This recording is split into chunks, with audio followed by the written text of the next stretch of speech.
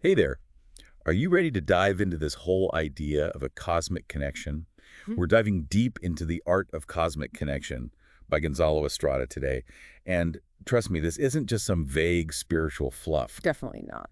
Estrada really gets into how feeling connected to something bigger can impact your everyday life, like your energy, relationships, even the choices you make. It's fascinating how he brings together ancient wisdom and these modern concepts to make it relatable. Yeah, I mean, we'll be unpacking how this cosmic connection affects things like meditation, how mindful we are of the words we use, even mindful eating. It really runs the gamut. Okay, so the book starts with this idea of awakening to this connection, not just saying you get it, but really feeling it. Estrada says meditation is key, but what makes it so important? Well, Estrada says meditation isn't just about zoning out, it's about actually tuning in. When we quiet our minds, that's when we create the space to really feel this subtle energy, Okay. this energy that flows through us and connects us to literally everything around us. So it's like clearing the static so you can get a clear signal. Exactly. Instead of Yeah. just passively receiving whatever energy is coming our way, Mm. we can actively fine-tune ourselves Right. to connect with this larger energy source. Yeah. That's pretty powerful when you think about it. Yeah. And speaking of connections, Estrada talks about how our relationships can impact our energy too. And absolutely. Like if you're in a toxic relationship that constantly drains you, that's like a leak in your energy reservoir. 100%. It's like a constant drain. But a supportive and loving Oh, relationship, yeah, that's totally different. that's like a direct infusion of positive energy. Think about how you feel after having coffee with a friend who always leaves you feeling better. It's the same idea. So it's like we're all these interconnected batteries, constantly giving and receiving energy. And sometimes you just got to unplug from those energy vampires. It's essential. Now, this whole cosmic connection idea isn't new. Estrada talks about ancient cultures, the Egyptians, Mayans, Hindus. They all understood this link between humans and the cosmos. It's true. What struck you about their perspectives? Well, it's amazing how, even though they were separated by so much time and distance, they all had this common understanding. Hmm. They all recognized that everything is connected. Like the Egyptians, they saw gods in all of nature. They recognized this divine spark in everything. And then you've got the Mayans with their crazy advanced observatories showing their deep understanding of, how the universe works. It's like they inherently knew what we're only now starting to rediscover through things like science and spirituality. Exactly. But here's the thing. Yeah. Modern life can make us feel so disconnected from that larger cosmic dance. Oh, absolutely. Estrada talks about this too, It right? does, and it's such a relevant point. Just think about it. The constant information overload, the pressure to be on all the time, the speed of everything. Mhm. It's so easy to feel completely ungrounded, Mhm. disconnected from ourselves and the world. So how do we reconnect? Do we all need to book a one-way ticket to some remote mountaintop and meditate under the stars? Well, a retreat like that does sound amazing. Right. But Estrada offers some more, let's say, accessible solutions. Okay.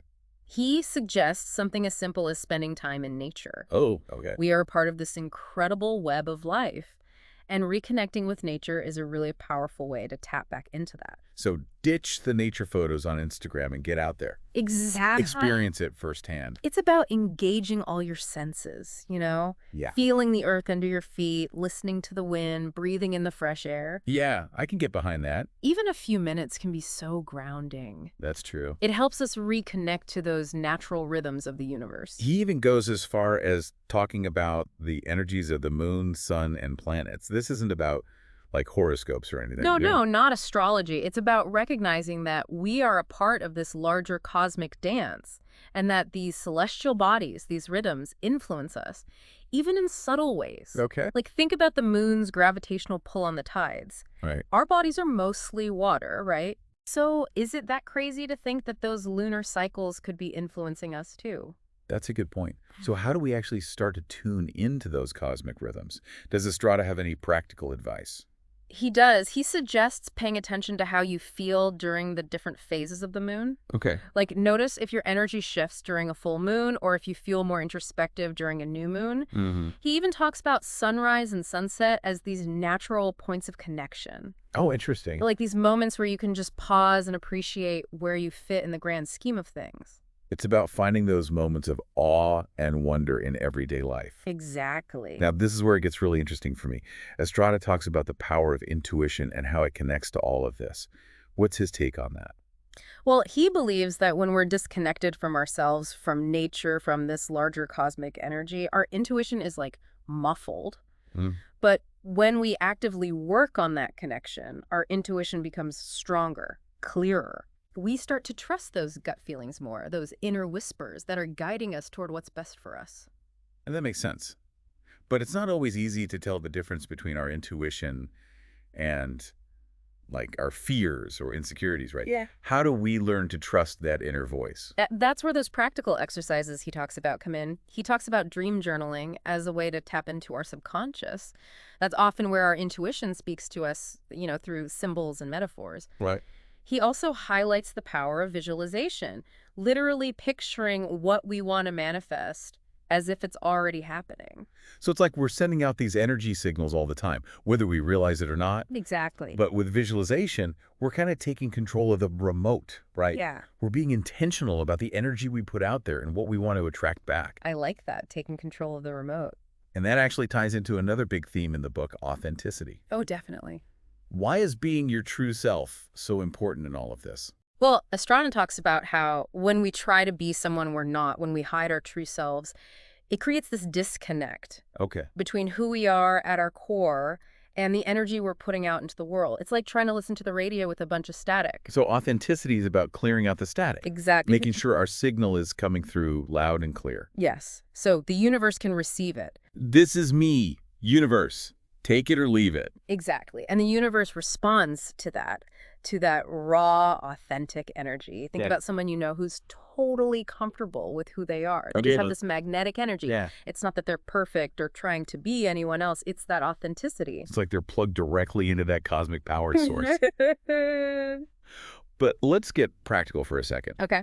I can hear our listeners now like, this all sounds great, but how do I actually do it? How do I use this cosmic energy to make my life better? What tools does Estrada give us? Well, he offers a bunch of tools. He talks about the power of creative visualization, which we've touched on. Okay. That's about really picturing what you want as if it's already happening, feeling all the emotions that come with it, like making a movie in your mind. I like that.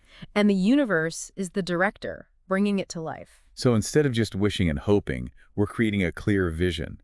Our energy is what brings it to life. Exactly. He even suggests making a vision board. Oh, like a visual representation. Yeah. Using images, quotes, anything that resonates with you and your goals. Like a visual reminder for yourself. Yes, for yourself and for the universe of what you're trying to create. It's like you're giving the universe a mood board for your dream life. I love that.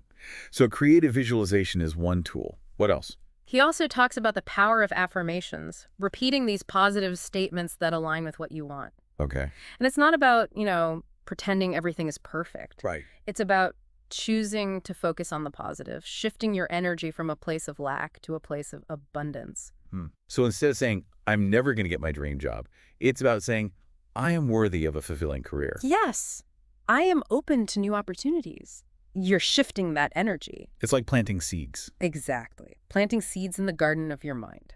And the more you water those seeds with those positive affirmations, the more likely they are to grow. That's a great way to put it. But Estrada doesn't just focus on these internal practices, does he? He talks about the importance of spending time in nature, too. He does. To tap into this cosmic energy, what's the connection there? He believes that spending time in nature helps us get back in touch with our own natural rhythms. For centuries, we lived in sync with nature, the cycles of the sun and moon, the seasons, but now we're so disconnected from them. Yeah. Artificial light, temperature control. It's easy to forget that we're a part of something so much bigger than us. We're part of nature. Exactly. So by spending time in nature, we hit the reset button. Yeah. We're reminding ourselves that we are a part of this intricate, incredible web of life. He even suggests seeking out specific places, right? Yeah, it does. Like known for their energy. Yeah, like ancient forests, waterfalls, mountaintops. Powerful places. Places where you can really feel the energy, the history, where you can tap into that sense of awe and wonder. It's like these places have a certain energetic frequency, and by being there, we can kind of recalibrate our own. Right. It makes you want to book a trip to like Sedona or Stonehenge or something. Right. But you don't have to travel far to experience this. No, not at all. Estrada emphasizes that even small moments in nature can be powerful, like Absolutely. walking barefoot on the grass. Yes. Watching the sunset, listening to the birds, just being present in those To moments. engaging your Yeah. senses and allowing yourself to just be. Exactly. So it's about finding those micro moments of connection in our everyday lives. Yeah. So we've talked about meditation, visualization, affirmations, being in nature. Mm. What about something as simple as what we eat? Oh, yeah. Estrada has a whole chapter on mindful eating. There's a connection there, right? Yeah, absolutely. He says that food isn't just fuel for the body. Okay. It carries an energetic vibration, too. Interesting. Think about how you feel after eating a heavy processed meal versus like a light salad. Totally different. You're not just digesting the food, you're digesting the energy of it too. So a burger and fries might not exactly be vibrating on a cosmic level. Let's just say that fresh, whole foods that are grown with love and care, they have a naturally higher vibration. Okay. And when we eat those foods mindfully, really savoring each bite, we're not just nourishing our bodies, we're nourishing our energy as well. It's like the difference between mindlessly scrolling through social media and having an actual meaningful conversation. That's a great way to put it. Both might seem fun in the moment, but one leaves you feeling drained and the other leaves you feeling energized. Exactly. And Estrada doesn't stop at food. He also talks about music Yes. and how it can connect us with this universal energy. Music is so powerful. It really is. I mean, certain songs can bring back so many memories or make you feel connected to something bigger. Absolutely. What's his take on how music fits into all of this? Well, he says that everything in the universe is vibrating at a certain frequency, right? Okay. And sound is just vibration that we can hear. Right. So when we listen to music, especially music that resonates with us on a deep level, Ah, it can shift our own vibration. interesting. It can help us harmonize with ourselves and the universe. So music is like this universal language Yes. that speaks directly to our soul. I love that. So how do we incorporate this into our lives? Should we be listening to Mozart while we meditate? He doesn't really say to listen to specific genres. Okay. It's more about exploring. He talks about sound healing, things like sound baths, where you're surrounded by sound waves, from Tibetan singing bowls or tuning forks. Yeah, I've heard of those. But he also says we can find these sonic connections in everyday life, too, like just listening to nature or Yeah. singing, chanting, even just putting on music that makes you feel good. So it's all about finding what works for you. Exactly. I love how Estrada takes these practices that might seem kind of out there Mm, and makes them feel accessible. Yeah. Even for someone who might be skeptical. right. But ultimately, this isn't about passively waiting for the universe to work its magic, is it? No, not at all. We have to be active participants in our own energy field. 100%. We're not just, at the mercy of some external force. Right. We have the power to choose our thoughts, our words, the foods we eat, who we surround ourselves with, and all of that influences our energy and how we experience the world. It's like we have more control than we realize. We really do. We're creators. This has been so interesting.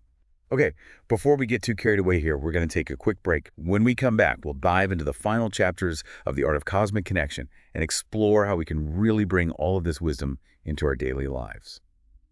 Stay with us. And we're back. We've been talking about actively directing our energy, but Estrada also talks about letting go, which almost seems like the opposite. Right. How does that fit in? It does seem a little counterintuitive, but he says when we try to control everything, it's like we're blocking that cosmic energy from flowing. Like when there's a kink in a hose, Okay. the water can't flow through. Letting go is like smoothing out the kink. Just about finding that balance then Exactly. between putting in the effort but also surrendering to how things unfold. Yes. We don't just sit back and expect miracles, but we're also not trying to force things to go our way. It's about trusting there's a bigger plan. Right. A universal wisdom that we can tap into if we let go a little. That can feel kind of scary, though, It can. to let go of control. Yeah. How do we actually do that? How do we become more like cosmic surfers, just riding the waves? Well, Estrada talks about the power of our breath. Okay. How it anchors us to the present moment. When we get anxious, our breath gets all shallow. Right. But when we slow down and breathe deeply, we calm our whole system down. It quiets the mind. And then we create space for that feeling of surrender. So it's like a mini meditation we can do anytime. Exactly. When you start to feel overwhelmed, just Yeah. breathe. Yes. And he even says you can bring conscious breathing into other practices like yoga or even just walking in nature. Interesting. You become aware of that life force flowing in and out. It's like you're connecting to the universe with every breath. Wow, I love that. Yeah. Okay, so besides breathing, what other tools can help us let go? He talks about affirmations, but specific ones for releasing control. Okay. Things like, I release my need to control the outcome, or I trust in the timing of my life. Powerful stuff. Yeah, and repeating them, especially when you're feeling anxious, it can really shift your energy. You're creating new thought patterns. Exactly. You're training your mind to choose trust over fear. And he talks about intuition too, right? He does. Like that's a big part of it. Estrada says it's our inner compass. That voice that guides us even when it doesn't make sense to our logical mind. It's so easy to ignore, though. It is. Our minds want to overthink everything. But he says to pay attention to those gut feelings, even if you can't explain them. Trusting your gut. So it's not just about letting go of control, but also about really tuning into your own inner wisdom at the same time. Yes, exactly. They go hand in hand. The more we surrender to the flow of the universe, the stronger our intuition becomes. And then trusting that intuition helps us surrender even more. It's a cycle, like we're learning to dance with the universe. What an incredible conversation this has been. It has. If you had to choose just one thing for someone to take away from the art of cosmic connection, what would it be? It's remembering that we're not separate from the universe. We are the universe. Yes, we're all connected. And when we start to tap into that through all of this meditation, spending time in nature, being more mindful, It unlocks something. it does. Yeah. A source of power and healing that's always been there all along. It's like we wake up to our own power. We realize we're part of something so much bigger than ourselves. And that is a beautiful feeling. It really is. This has been an amazing deep dive. It has. Thank you all for joining us as we explored the art of cosmic connection. We hope this inspires you to connect with the universe and tap into your own inner wisdom and power. Remember, you are not alone. Trust your intuition, be your authentic self, and embrace the flow of life. Until next time, keep exploring.